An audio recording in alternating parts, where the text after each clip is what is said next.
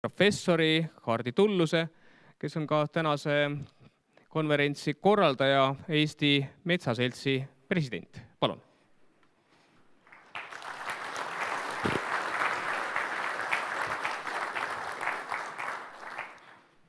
Hea metsarahvas, on suur rõõm teid näha, nii palju metsamehi koos ja ka meile külla tulnud sõpru häid mõtteid jagama.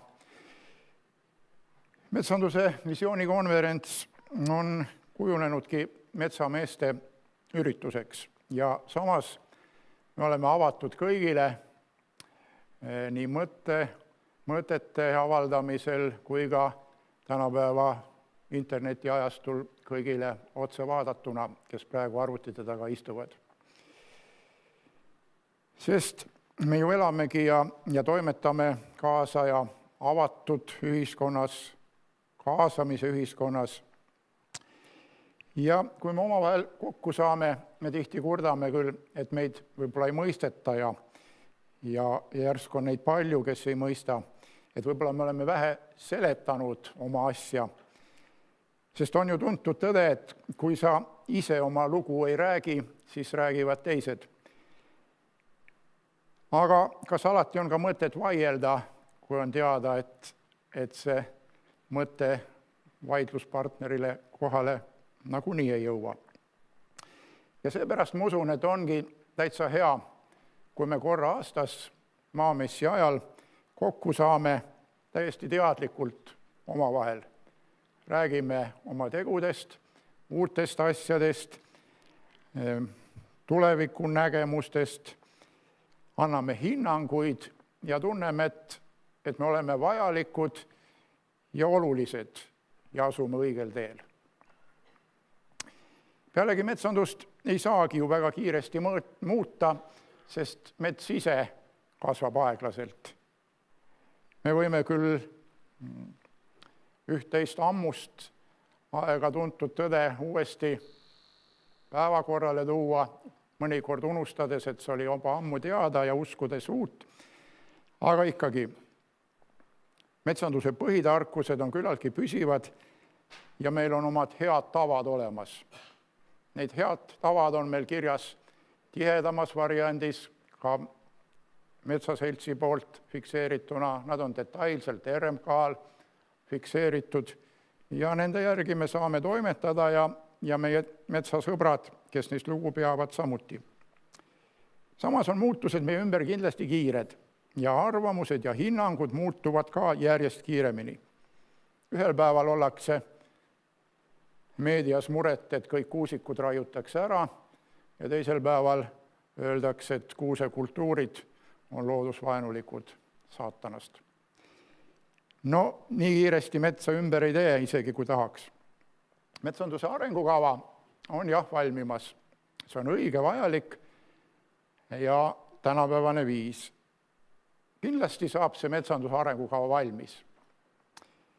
Aga kui ma mõtlen praegu ametist lahkuva ministri seatud eesmärgi peale, et me jõuaks ühiskondliku leppeni ühiskonnas, siis kas me ikka jõuame, kui kõik need, kes ümber laua seda lepet peaksid fikseerima, võib-olla ei tahagi seda lepet fikseerida. Aga püüdlema peab, see on hea mõte. Areneda on meil aga päris palju. Eelmise aasta lõpus küsis üks ajakirjanik mu käest, mis oli head ja halba metsanduses eelmisel aastal. Mõtlesin ja tegelikult on see nagu üks teema, mille sees on negatiivne toimunu ja positiivne lootus tuleviku suhtes. Kui Eesti Vabariigi 100. aastapäeva presidendi vastuvõtu kultuuriprogrammis, nagu te kõik mäletate, näidati öises metsas harvesteri, kes ajas lapsi taga, siis detsembrikuus oli Soome Vabariigi iseseisvuspäev ja sealse presidendi vastuvõtul riigi esileedi kandis kleiti, mille riie kangast oli tehtud kasepuidust. Ja videoklipp, mis seda kanga valmimist ja kleidi valmimist näitas, see algas metsas, kuidas harvester selle puu maha võttis. Seda puuraiet ei teinud, habemikk Karjalast pärit mees kirvega, vaid harvester tegi selle. Ja see, et Soomes suudetakse uudselt toota riiet metoodikaga, mis ei saasta loodust, on ikkagi väga selgelt tulevikku näitav. Ja ma väga loodan, et need 2 metsarikka riigi väärtushinnangud ka rohkem sulanduvad ja sarnasemaks muutuvad. Hiljuti näitas Osoonisaade, kuidas hobu kokkuvedu toimub. Õnnetu hobune sikutas seda palki ja entusiastid punnitasid, et seda palki ree peale saada. Loomulikult saab ka nii, aga keegi peab sellega kinni maksma, kas maksumaksja või jääb metsaomanikul saamata tulu. Samuti on ka püsimetsanduse ja valikraietega. No saab, aga mis hinnaga ja kas on mõtet? Pealegi katse ja eksituse meetodil ja katsetatud on paarisaja aasta jooksul neid korduvalt ja alati pettutud. Minu tänane ettekanne on täna ja tulevikku vaatav, aga ma seisin teie ees ka 8 aastat tagasi põhiettekandega ja teemaks oli tuleviku nägemus aastaks 2020. See ettekanne oli siis aastal 2011, 15. aprillil. Ja head kolleegid soovitasid mul sealt välja võtta paar slaidi ja näidata, millest ma siis unistasin ja kas nii on läinud.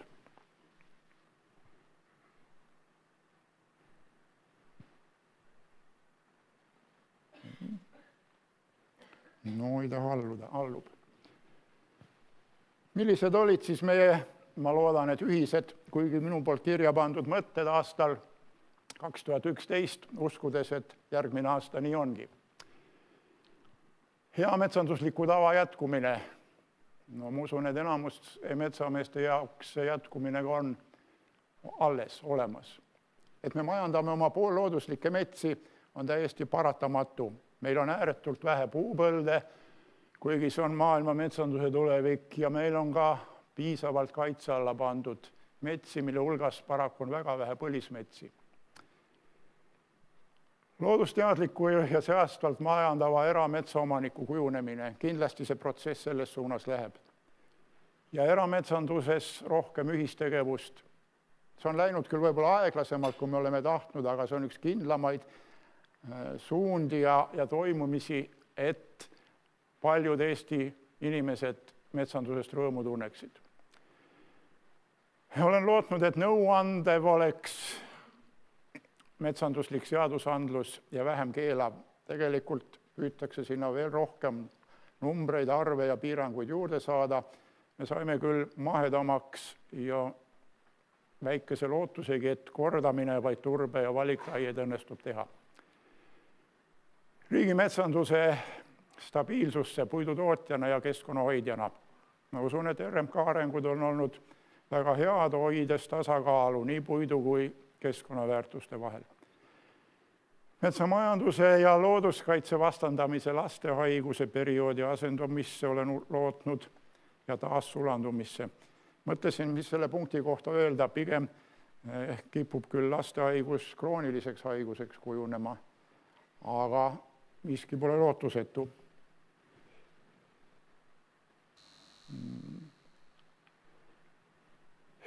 Loomulikult usun ma metsateaduse ja hariduse jätkusuutlikkusse.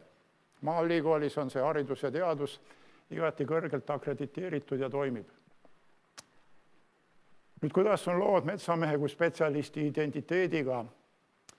Kas see, mida me pool sajandit tagasi teame, sellele vastata on keeruline. Kindlasti on teil paljudel siin oma selge enesetunnetus ja väärtuse tunnetus olemas, aga tihti pannakse meid selles justkui kahtlema. Siis ma olen lootnud, et metsade majandamise koormus jaotuks ühtlasemalt meie metsades. Tegelikult kogu maailma metsandus ka paraku läheb ühes suunas intensiivse puidu tootmise ja teises metsade raie alt väljavõtmise suunas. Samas on meil kogemused ja teadmised, kuidas raiekoormust ühtlaselt jagada. Ja nüüd kõige tähtsam ka tänase ettekannete päeva juttudes on puidu senisest parem väärtustamine ja väärindamine. Ja kõige selle taustal ma usun, et jätkub lootus, et see säästlik metsandus, mis algas 60. aastatel eelmisel sajandil, on jätkusuutlik.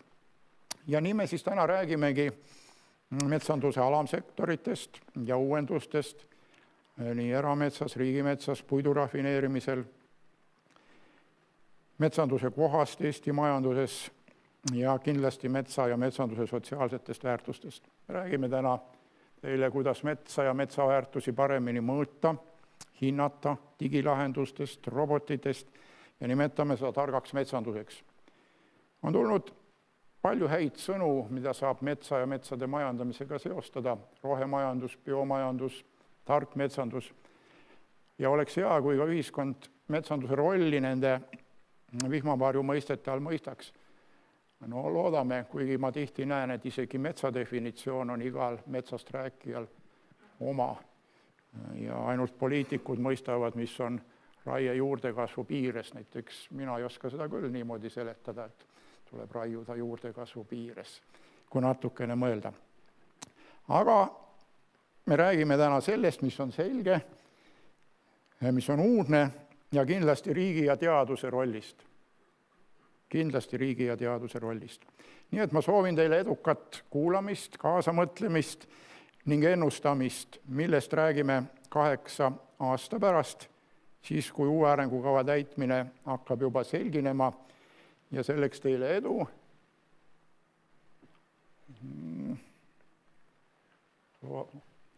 Ja see slaid oli 8 aastat tagasi pilvitus taevast metsanduse kohal ja ma loodan, et ta on jätkuvalt pilvitu.